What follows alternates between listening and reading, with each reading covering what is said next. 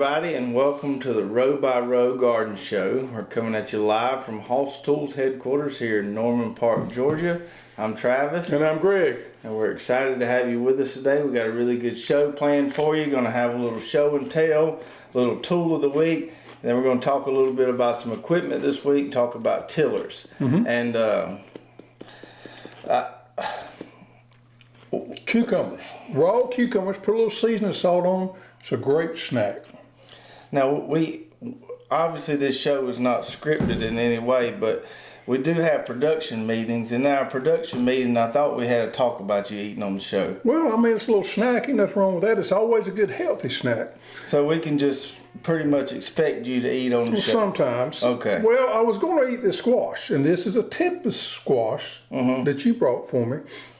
So I had it on the counter up there, and our office dog, the one we call Tank, throw a picture up there, Tank. We got a picture of Tank here. Yeah. We want to show everybody. Well, Tank got a hold of my squash there up off the counter and ate my squash, gnawed on it pretty good. So I decided I'd just eat me a cucumber. Now, Tank is a stray that showed up here not too long ago, and Tank's a big old dog. He's still in the puppy stage. And the other day, Tank got a whole jelly tater off of my desk and ate the whole thing, a raw potato. Then I went in there and I found him, and he had got a cucumber, a whole cucumber off the table, and eat the whole cucumber. And then about eat a whole And about eat a whole squash. So we got a dog that loves vegetables too. Raw produce is his thing. So let's talk about these squash here a little bit, using this mangled one here as an example. So where we are in South Georgia with our humidity this time of year, it really ain't supposed to be able to grow squash. It can be tough. It can be tough. But I got some Tempest, these right here, and I got some Patty Pan coming along. And they are actually looking really healthy and doing pretty good considering the time of year it is. Now, I have had to baby them. I'm talking about baby them.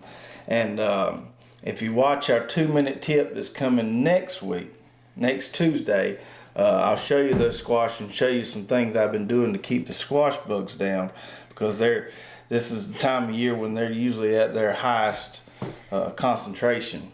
And then we've been also having lots and lots of rain. It's been wet, and we've been alternating using this liquid cop here fungicide, which on squash and cucurbits does really well for you. Powdery mildew, your downy mildew, stuff like that. And I've been spraying a fungicide with all this rain at least twice a week. And I've been alternating it with this disease control here, which is all natural. It's a concentration of a naturally occurring bacteria. I won't try to say the name. Been rotating between these. Like I said, been babying them. There ain't a whole lot else growing in the garden besides okra and sweet potatoes, so I've had time to baby them. But seems to be working good. Yeah, downy and powdery mildew can be detrimental to squash this time of year. And rotating these right here will help you a lot. Yeah. Especially with the high humidity and all the rain we had, that's ideal conditions for your mildews. So what I like to tell people, especially this time of year when you might not have a whole lot going on in the garden, take you a chance or two on something every now and then. You know, I had some free time, took a chance on these squash, and ended up working out for me. So same thing I did with cucumbers. Took me a little shot and planted me some late cucumbers, and we've had enough to eat on. That's good. That's good right there. So take you a little, maybe plant you some late lettuce in spring, some late squash. Try some different things. Take you a little risk here and there. So even though it's hot outside, pretty warm, kind of peak heat of the year for most people in most parts of the country, it's almost time to start thinking about our fall garden. It is. And to starting some plants for fall. And that brings us to our tool of the week this week, which is our heavy duty seed trays we have here. Now these are not like the trays you're gonna find at Walmart, the flimsy throwaway ones. Nope, you're not gonna find these at your hardware store. You're not gonna find them at Walmart. These are the ones that commercial guys use, and these will last you for years to Right. come. You can step on them. You basically can't destroy them unless you run over them with a tractor. But you can beat them on the ground. You can spray them with a pressure washer to clean them. They have the cell shape on them there it's kind of like a trapezoidal shape. It makes a plug that comes down to like a little cone almost. And it prevents those roots from wrapping as much. They grow straight down. It makes a really good plug.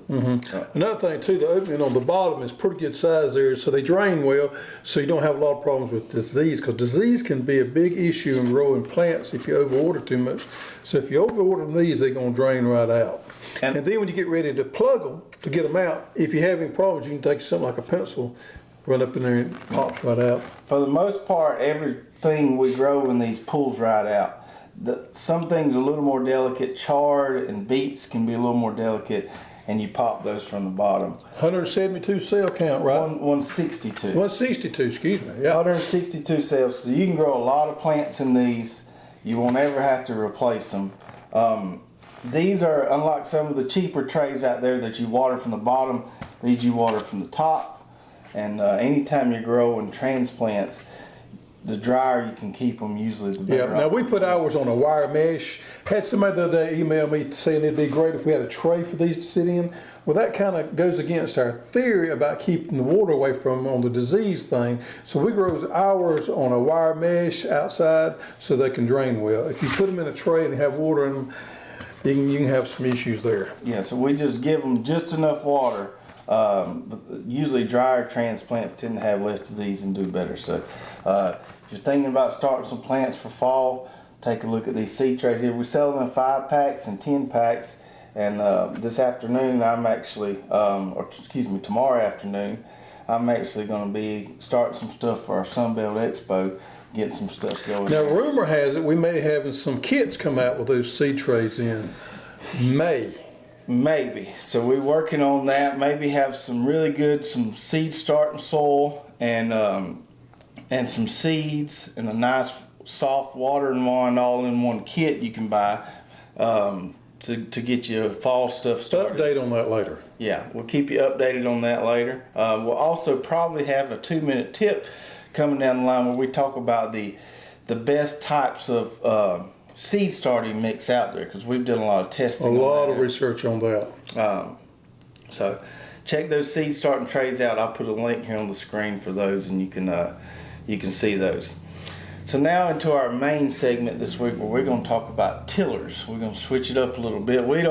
All of our stuff in our product line is hand or manual powered. But when you're starting a new garden, or at some point, you're probably going to have to use a tiller in your garden. A tiller has its place in the garden. The problem we see is most people overuse it. And when I talk about these mistakes today, I'm going to give you first-hand experience, because I've made some mistakes with this and learned firsthand how you can have problems using a tiller. Now, a tiller is ideal when you need to get rid of some plant material, you need to break it up, get it into the soil, or you're mixing in some compost, or you're breaking it up for the first time. The biggest problem we see, and the biggest problem I have had in the past, is overusing a tiller. And it can be detrimental to your soil system in your garden. Yeah, so let's talk about when to use a tiller, maybe when not to use a tiller. And I don't, I probably find myself using mine 3 or 4 times a year. Depending on your situation, other people might use them more frequently. I try to only use it when it's really completely necessary. And one of the main reasons by that is by time. That wheel hoe for a smaller garden is a lot quicker than getting that tiller going. So when not to use a tiller. One of the main things we see is people that will till their garden and then an hour later want to go out there and plant in it. And what happens when you till it and get it all fluffy is you create all these air pockets in there. And believe it or not, that's going to decrease your germination some, because you're not getting the optimal seed to soil contact. Yeah, anytime you have a firm seed bed, you get a lot better germination. Now, you can do that with a roller. You can wait till you get a rain on there. But the ideal way to plant is to plant and roll, or have that seed bed compacted so that you get soil contact on all sides, all the surface area of that seed, and your germination rate is going to be a lot better that way than it is just planting in some freshly tilled soil. Right, so if you need to till your soil before you plant in spring, do it a few weeks before you plant, let it settle down and compact, and your germination will be a lot better. Other times we don't want to use a tiller when weeds have seeded out. We don't want to bury those weed seeds because they can stay dormant down there in the soil and come back and haunt us later. Yeah. Another thing too is feeder roots. A lot of times people use a tiller as a cultivating tool.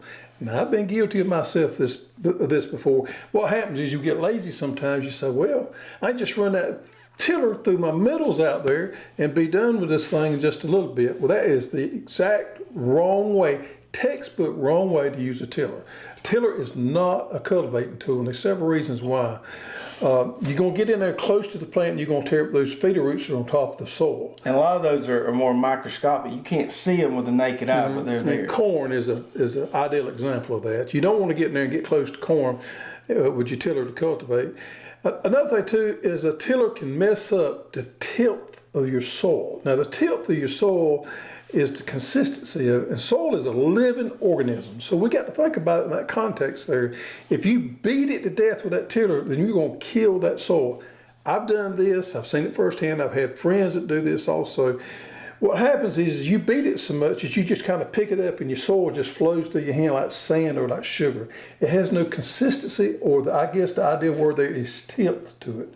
Now when you pick up good healthy soil, it should kind of crumble away. You also kind of want to be able to ball it up in your hand and it stay together. Right, and that's good soil structure. When you mess up that soil structure, you got some problems. Yeah. And that's what happens when you overuse that tiller and you just beat it to death. You mess up the soil structure, it becomes very loose, it doesn't have any consistency And to it. your nutrient retention is going to be Your terrible. microorganisms are basically gone. Now you can repair it, and I'm in the process of doing some of that. Some plots I've got now, I'm trying to repair that damage that I have done to that soil over a period of time. So my strategy is I limit the use of tiller to once, twice a year, only when I'm preparing that seed bed. I do not use my tiller for cultivating my middles. I went back to the wheel hoe and some other things to cultivate because you're not messing up the tip of that soil there. Also, I'm using a lot more cover crops. Cover crops is building my soils back up and getting that soil back alive. Yeah, so use a tiller. Don't use a tiller. You got a lot of weed seeds. Don't use it for cultivating. You use cultivating. You just want to stay shallow. You don't want to disturb the feeder. You want to use a disc, you want to use a cultivator teeth, you want to use something that busts up that soil but does not damage it.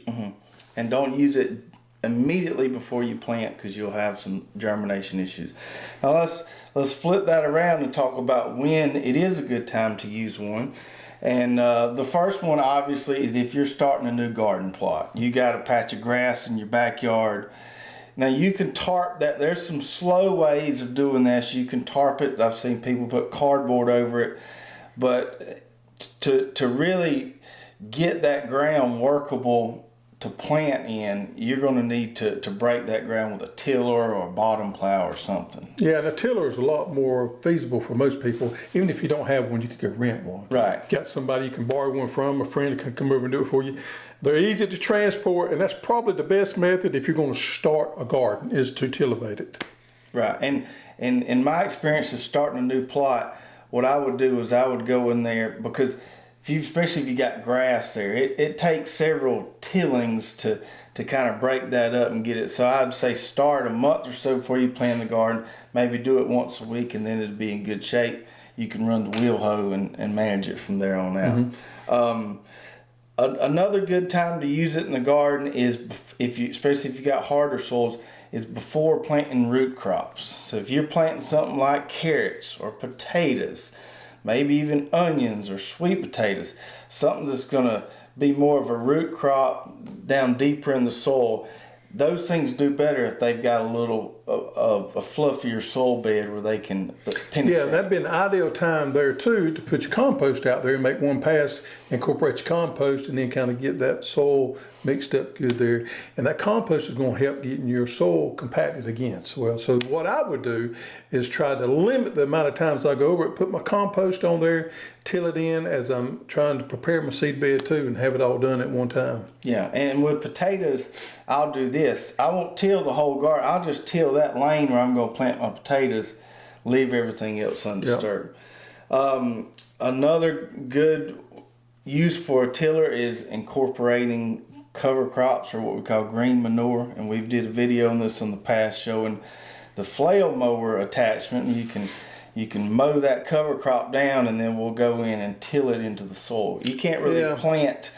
There's no small scale equipment that will plant that heavy cover crop residue. So you got to incorporate it in the soil if you're going to come in there and plant it. Well, it actually gets your microbes more active too. Now I know everybody didn't have access to a flail mower, but you can take your lawnmower, go in there and do it. Yeah. Anytime you chew up that cover crop, it helps it break down a lot quicker. You can get in there with your tiller and put it back in the soil. It's harder if you don't cut it up some way to get it back in the soil. So I will take my flail mower, my lawnmower, whatever, and get it chewed up, then till it back in.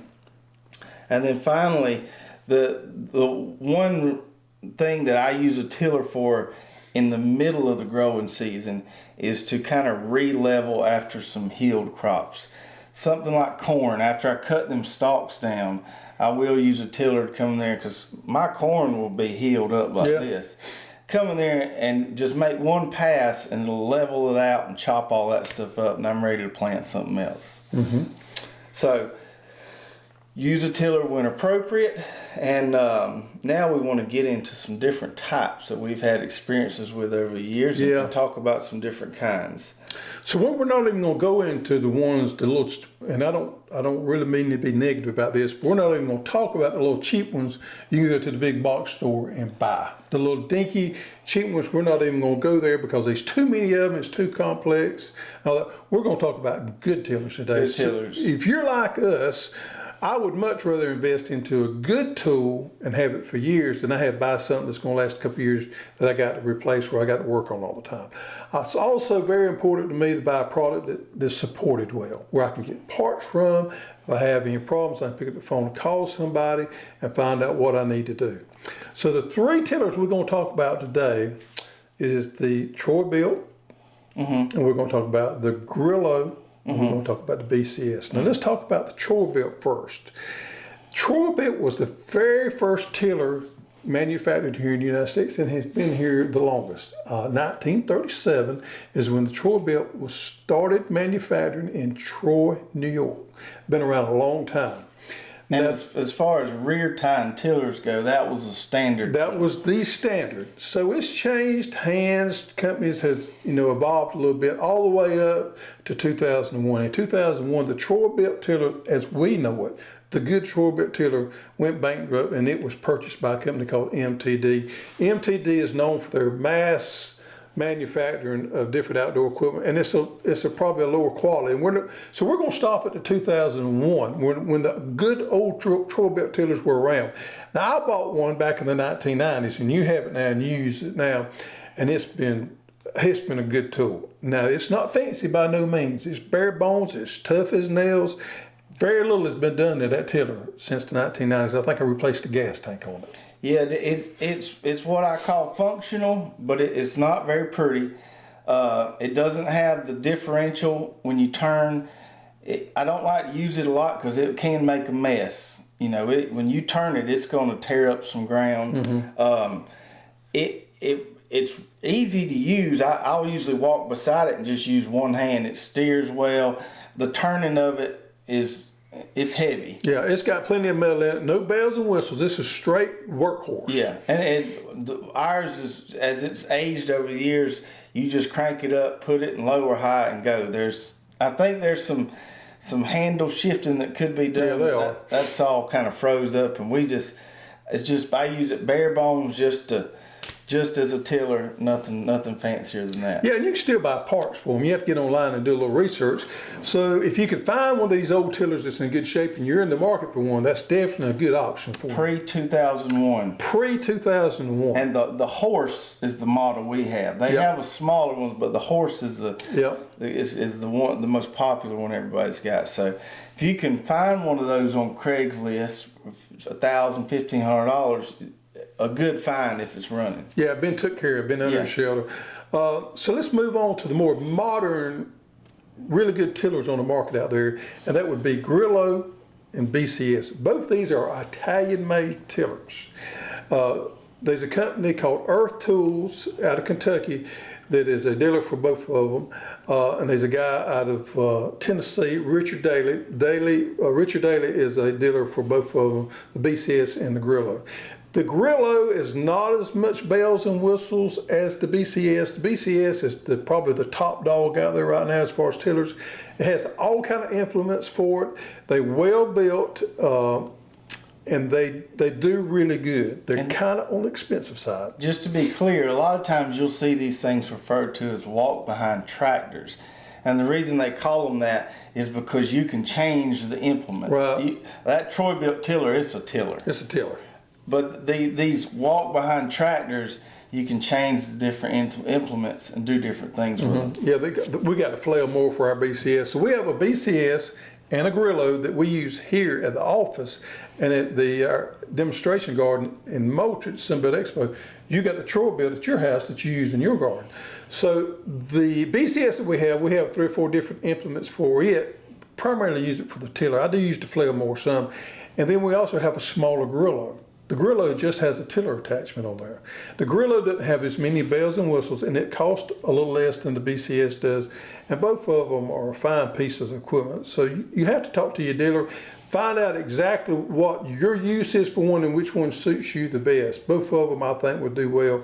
Richard Daly and Joel at Earth Tools, both of them support this product really well. Good people to work with, and if you have any problems, you can be assured that they're going to be able to help you fix those problems. And both of those, the Grillo and the BCS, they turn a lot easier than the old Troy-Bilt. They ain't gonna make near much of a mess. They also can run a little faster. That old Troy-Bilt's pretty slow because you got to run it in low gear, and these can run a little faster. You got a little more, like you said, bells and whistles as far as adjusting the handles. And they run smoother. They're easier to run. So the small Grillo that I got, I find myself a lot of times getting a hold of it because it's light, it maneuvers well, it's easy to handle. So if you got, if your wife likes to garden and she thinks she wants to run the tiller some, this is probably the one to get. Now I have the bigger, I forgot the model number I got, but I have the bigger BCS, and that thing's a beast. I wouldn't recommend somebody with small stature trying to run it. It can be kind of tough to turn around there at the ends, and it can be kind of heavy to You handle. really need some longer roads for that one. More of like 100-foot road kind of set up. You don't want to be turning that around too much. Yeah. For just a tiller, I really like my small Grillo. Yeah. And the BCS, you got the flail mower attachment, which, like I said earlier, we've shown the video, works awesome. The flail mower, unlike a lawnmower that's going to cut something and spray it to the left or the right, the flail mower keeps everything in place. You've got the Power Harrow, which I really like, which is a little lighter cultivation than the tiller, and it's got a roller on the back that compacts that seedbed, makes it good and nice for planting. Yep. They've even got the, I don't know what they call them, but it's like a big furrower that you can make beds with. Rotary plow, I believe. Rotary plow. Yeah. So if you're into raised beds, this thing works good. It wasn't for me, so I didn't get one of them. But if you like to plant on a large bed, these things do a good job. I think they even make, for our friends up north, they even make snow plow for it. Hay balers. Hay balers, all kind of different attachments for those. So a lot of versatility with those. Yeah, and we're going to show up a link here of Earth Tools and then Daly's, their link to their website. So if you are interested, you may want to go take a look around. That's right. So a couple different options there in price range. You got your older Troy-Bilts, which it's going to be more affordable than your nicer stuff with the newer ones. Like you said earlier, I'd stay away from those front tine tillers. Those things will beat you to death. Yeah. They're cheaper, but they're cheaper for a reason. Yeah. Buy you something that's going to make you an investment for you. It's going to last you for a lifetime. That's what we try to do. Yeah. Now, some of our customers, I guess, got a larger plot of land, will use those king cutters on the back of their tractor. Those can make a mess if you don't have plenty of room. So that's definitely for a larger acre-sized plot or so. Same principles apply to that, though. Do not overuse it. Right, because you're going to end up with just powder and lose your tilth there. Yep. All right, so I hope you enjoyed that talk there on tillers. Got some good information there. Let's get into our questions. And as always, put your questions in the comments. If we answer one of your questions during the show, send us your address to custserve@hosstools.com and we'll send you one of these fancy koozies. Highly coveted koozies. Top quality here. Coldest drink you ever had. Yep. Put one of those koozies on it. All right, so our first question is from Trivet30. And he says he bought our garden planter, which we showed last week, our little slide chart that tells you when to plant. Bought it last spring, and he's looking at the fall planting side and looking at some things like carrots and broccoli, and it says to protect from heat. And he was wondering what that actually meant. Yeah. Well, some of the things that do not do well after they come up in the severe heat that we have here in South Georgia. Carrots is one of them, and you're the carrot expert here. Yeah, I actually wait till, because I don't really incorporate any shade cloth or anything. I wait till middle of October to plant my carrots. Now, you know, up north you can probably do a little earlier, but you got to wait till that soil temp cools down a little bit for carrots. Otherwise, you won't get very good germination. For broccoli, you can get broccoli to germinate and come up and make leaves in the heat, but if it's too hot, it's going to get seedy in a heartbeat. Yeah, some of the cold crops, and here there again we're in zone 8 down here. So some of the cold crops I just do not grow in August unless we have to grow them for our demonstration garden. We have to do some things there that's outdoor there. But in my home garden, I just do not try to grow some of the cold crops in August. I'll wait till September to plant those. The heat's just too much. Now, if you have access to the shade cloth and have time to put it on and take it off, you can push the limits a little bit. But we don't use the shade cloth. We usually just kind of wait to a better time. And this spring, I tried to get a second crop of broccoli in, and it turned hot quick. It was cool nights, then got hot all of a sudden, and it bolted all my broccoli. Yeah. And once those broccoli heads get seedy, they're chicken food, basically. Right. Get your timing right in there. If you have to use shade cloth, that's a good option. And then our last question here is from Louis Guerrero, and he's talking about spraying corn, and he wants to know, do we spray just the ears or the whole plant? You can do both. I went there and just sprayed the silken on the ears before, but what I prefer to do is spray over the top tassel when they're tasseling out and just kind of let it float down.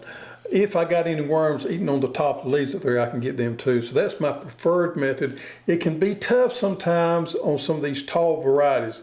Got some Jimmy Red out there right now that's getting pretty tall, and I'm gonna have to borrow a mist sprayer to get over the top. So if I can't spray over the top, I'll go in there and spray just the top of the silks where the corn is silk, and I'll spray that. Like I said, my preferred method is to go over the top with a good volume spray so that it comes down and I get really good coverage. And especially with any kind of all-natural organic pesticides, fungicides, besides spraying early and often, coverage is key. And that squash I was talking about earlier that I've been spraying frequently, they say you want to spray it, cover it until it starts dripping. You don't want it dripping off the plant. Well, you're wasting when you start dripping. With natural and organic pest control solution, the two main things there is timing and coverage. If you don't do those two things, you're going to get poor control. Yeah, and with this stuff, there's really no risk in burning the plants a whole lot, and you want to make sure you cover the entire plant from leaf down to where it connects with the soil. So I'd say spray the whole thing. If you can. If you have capability to spray the whole thing, that's definitely what I would do. I think you'll get better control that way. All right, so thank y'all for the questions, and hope y'all enjoyed the show this week. On next week's show, we're going to talk a little bit about our demonstration garden at the Hoss Sustainable Living Center, which is part of the Sunbelt Expo. Big demo garden, half acre? Close to it. That we do every year, kind of showcase our products, some of our growing strategies. Really, really good event, and we're going to talk about that, and hope you join us next week for that. All right, have a good one. See you then.